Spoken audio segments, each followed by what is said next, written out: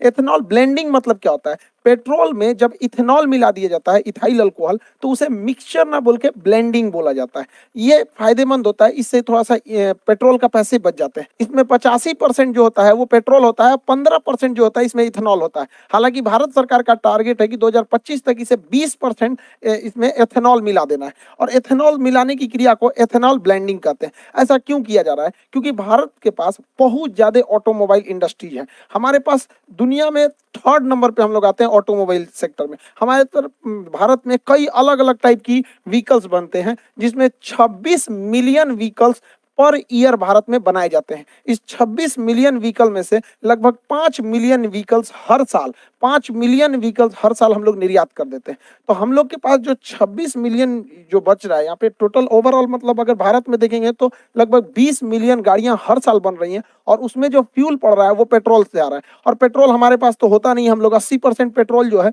वो बाहर से ही मंगाते हैं। अब जो पेट्रोल बाहर से आ रहा है वो तेल के कुएं या रीक से आ रहा है, ये गल्फ कंट्री के पास है। इन्हें हम लोग कच्चा तेल खरीदते हैं जिसे क्रूड ऑयल कहते हैं, बैरल यानी बैरल में इसे खरीदा जाता है, फिर इसे रिफाइनरी में छानकर पेट्रोल पंप तक पहुंचाया जाता है। इससे क्या है कि हम लोगों का एक बहुत बड़ा पैसा विदेशियों के पास चला जाता है कच्चा तेल खरीदने में। आप अंदाजा नहीं लगा सकते हैं कि भारत सरकार प्रति साल कितना विदेशी लोगों को यानी गल्फ कंट्रियों को कच्चे तेल के बदले पैसा देती है। 65 बिलियन डॉलर देती है। 65 बिलियन डॉलर कितना हो गया, 50 खरब 41 अरब 17 करोड़ 57 लाख 50 हजार रुपए प्रति साल भारत सरकार का पैसा जाता है। हम लोग टैक्स पेयर का पैसा विदेशियों के पास चला जाता है, जो केवल जमीन से निकाल के पेट्रोल दे देते हैं। अब सोचिए ना, जैसे हम लोग के यहाँ अगर कोई पानी खरीदता 60 रुपया लीटर, तो कितना अमीर हो जाते हैं हम लोग। तो इतना पैसा जाता है। सोचिए अगर इस पैसे का हम 20% टारगेट रखे हैं कि इसमें पेट्रोल की जगह इथेनॉल मिला देंगे, तो इसका 20% कमी आएगी ना। सोच सकते हैं, निकालते रहिएगा इसका 20% कितना ज्यादा होता है। इसीलिए हम लोग एथेनॉल को कर रहे हैं, और एक बार एथेनॉल सक्सेस हो गया ना, तो 20% की जगह 30% करेंगे, 30% की जगह 50% कर देंगे, और धीरे धीरे करके 80% कर देंगे। तो 80% कर देंगे तो इन लोग को पैसा देने की जरूरत क्यों है। एथेनॉल हम लोग खुद ही बना सकते हैं, ये नहीं बना सकता है एथेनॉल। इन लोग को उतना टेक्नोलॉजी नहीं है। एथेनॉल जो होता है C2H5OH होता है एथेनॉल, इसे इथाइल अल्कोहल कहा जाता है। इसका IUPAC नाम एथेनॉल हो जाता है। शराब बनाने के काम में यही आता है। शराब में भी इथेनॉल ही मिलाया गया रहता है। और जो हम लोग देखते होंगे सैनिटाइजर होता है, उसमें भी देखिएगा 70% इथेनॉल लिखा रहता है।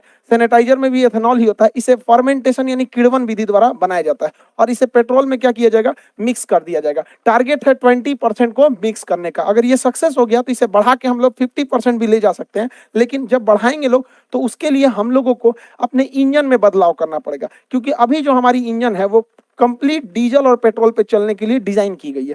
लेकिन जब हम लोग उसमें एथेनॉल मिलाएंगे तो इंजन में हल्का चेंजिंग करना पड़ेगा। ऐसे इंजन के लिए हम लोग फ्लेक्सिबल इंजन बनाते हैं, और उसमें जो फ्यूल पड़ेगा फ्लेक्सी फ्यूल।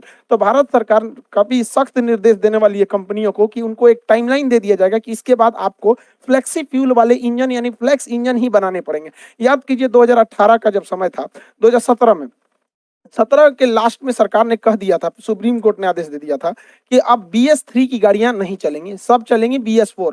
रातों रात बेच के हटाना पड़ा कंपनियों को। उसी तरह सरकार भी इन लोग को अभी वार्निंग दे रही है, फिर कभी सख्त आदेश देगी, उसके बाद एक बार फैसला सुना देगी, तो सारी कंपनियों को अपने BS6 के जगह फ्लेक्सी फ्यूल डालना पड़ेगा। इससे काफी ज्यादा फायदा होता है फ्लेक्सी फ्यूल से। सबसे पहला कि प्राइस घट जाएगा, पेट्रोलियम का प्राइस इसलिए घटेगा क्योंकि बाहर से मंगाना नहीं है, हम लोग का प्राइस घट जाएगा। दूसरा कि फ्लेक्सी फ्यूल अगर रहेगा, एथेनॉल रहेगा, तो एथेनॉल में पोल्यूशन कम होता है।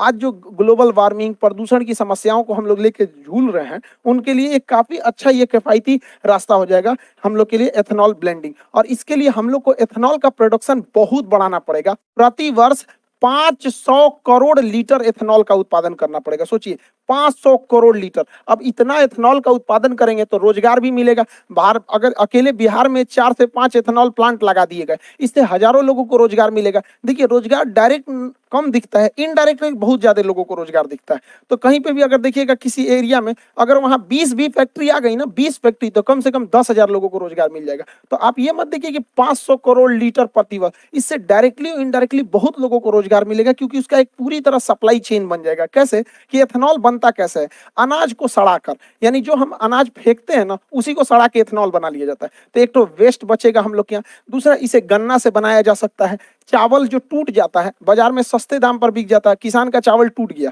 तो उसको खुद ही बन जाता है, तो उसी चावल को सड़ा के ये एथेनॉल बना लेता है।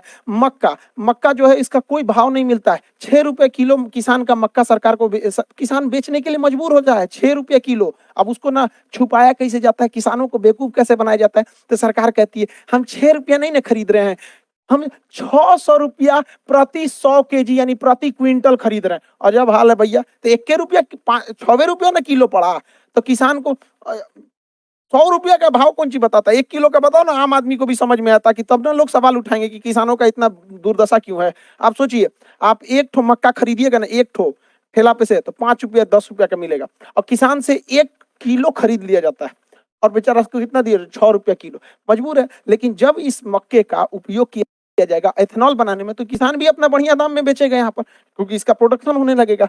जौ जौ कोई बोलता नहीं है जल्दी, हमारे यहाँ पराली जो जला दिया जाता है, धान की भूसी जो होती है या फिर जो पुआल होता है जला दिया जाता है, तो उसे सड़ा के इथेनॉल बना लिया जाएगा। अब इतना एथेनॉल बनेगा तो रोजगार भी मिलेगा, और हम लोग जो पेट्रोल खरीदते हैं उससे अच्छा हम किसानों से खरीदेंगे। जो पैसा आज हमारा फॉरेन रिजर्व गल्फ कंट्रियों को जाता है पेट्रोलियम के भुगतान करने के लिए, वो पैसा हमारे किसानों के यहाँ जाएगा, किसान आगे बढ़ेंगे, हमारे यहाँ उनके बाल बच्चे पढ़ेंगे, वो भी आगे बढ़ेंगे यहाँ पर, तो ये देश के लिए काफी अच्छा होगा।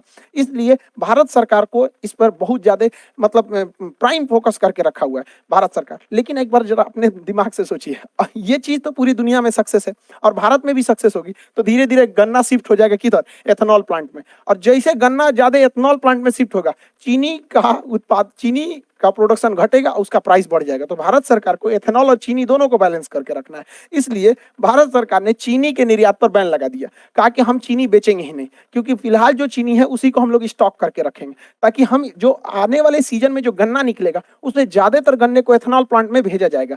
अब उस ज्यादातर को भेज देंगे, चीनी के लिए नहीं बचेगा। भारत में महामारी हो, पूरा भयानक, कम महंगाई है भारत में, तो चीनियों महंगा हो जाएगा यहाँ पर, इसलिए इस पर निर्यात पर रोक लगाया गया। हालांकि भारत में चीनी का प्रोडक्शन बहुत ज्यादा है, चीनी का प्रोडक्शन 35 मिलियन टन है हम लोग के पास चीनी का प्रोडक्शन। हालांकि इसका उत्पादन जो है वो 27 मिलियन टन है, यानी 8 मिलियन टन एक्स्ट्रा हमारे पास है। 35 मिलियन टन उत्पादन है, 27 मिलियन टन चीनी का उपभोग है। चीनी का डेली रेगुलर बेसिस पे उपभोग होता है हम लोग के यहाँ, चाय में होता है, बिस्किट में होता है, तरह तरह की कैंडी मिठाइयाँ छोटे बच्चों के लिए खाने के लिए आता है, लेमचूस उमचूस, यहाँ पर मिठाई देखिएगा, जलेबी, रसगुल्ला, जितना सब चीज में चीनी पड़ता है हमारे यहाँ चीनी। और जो पैकेट वाली सामानें बिकते हैं, कभी मंच तुका दुकाई किट कैट उटकेट, ये सब छोटका लड़का ज्यादा जानता होगा, सब हम लोग को कौन सी पता है ये सब, मतलब वो सबको। तो यहाँ पे जो है ना, ये इस सब में चीनी पड़ता है, तो चीनी का हमारे यहाँ डिमांड बहुत ज्यादा है, 27 मिलियन टन प्रतिवर्ष डिमांड है। तो हम लोग के पास 35 मिलियन टन उत्पादन है, 27 मिलियन टन खर्च है, यानी बफर स्टॉक में हम लोग के पास अभी भी 8 मिलियन टन जमा है। बफर स्टॉक किसे कहते हैं? सरकार जो अनाज को सरप्लस उत्पादन के समय जमा कर लेती है गोदामों में, उसे बफर स्टॉक कहा जाता है। बफर स्टॉक रखने की जिम्मेदारी फूड कॉर्पोरेशन ऑफ इंडिया को है, एफसीआई को है। बड़े बड़े गोदाम होते हैं, इसी में रखा जाता है, छोटा मोटा नहीं, बड़ा सा गोदाम होता है, इसे ही कहा जाता है बफर स्टॉक। इसलिए भारत सरकार क्या की है, फ्यूचर प्लानिंग में बैलेंस न गड़बड़ाए महंगाई का और सप्लाई का, इसलिए इस पर बैन लगा दिया गया। अभी आप देखे होंगे चीनी पे बैन लगा दिया गया, गेहूं पे बैन लगा दिया गया, चावल पर बैन लगा दिया, क्योंकि टूटे हुए चावल से भी मेथनॉल बन जाता है। अभी तुर्की जो है गेहूं को वापस कर दिया, देखिए बहाना करके कि इसमें वायरस था, तो जरा अफगानिस्तान के लोगों के लिए वायरस नहीं है। आईएमएफ कह रहा है कि प्लीज गेहूं दे दीजिए, ये लोग को बहुत बड़ा दिमाग हुआ है। ये एक्चुअली देखिए क्या है कि तुर्की क्या देख रहा है कि वो रूस के करीब है। तुर्की जो है वो अमेरिका को बैलेंस करके चल रहा है यूएसए को चिढ़ाने के लिए, क्योंकि तुर्की जो है रूस से सटा हुआ है और रूस के पास गेहूं की कोई दिक्कत नहीं है, और रूस के इस एरिया में, चेचन्या वाले एरिया में आराम से ट्रक से गेहूं आ सकता है तुर्की में। तो ये देख रहा है कि इसी बहाने हम तुर्की देख रहा है रूस से व्यापार बढ़ा लेंगे, और अपने आप को हीरो बनने के लिए भारत का गेहूं वापस कर दिया है। यही गलती किया था मलेशिया, यही गलती किया था इंडोनेशिया। पाम ऑयल को लेकर इनको घमंड हो गया था, पाम ऑयल को, आज इनका पाम ऑयल कोई खरीद ही नहीं रहा है यहाँ पर, तो ये लोग कह रहे हैं कि पाम ऑयल खरीद लो। देखिए इंटरनेशनल रिलेशन में ईगो नहीं दिखाना चाहिए इनको, ज्यादा ईगो इनको महंगा पड़ जाएगा वहां पे। मत लो गेहूं, कौन मार, हम लोग के यहाँ गोदाम का कमी है।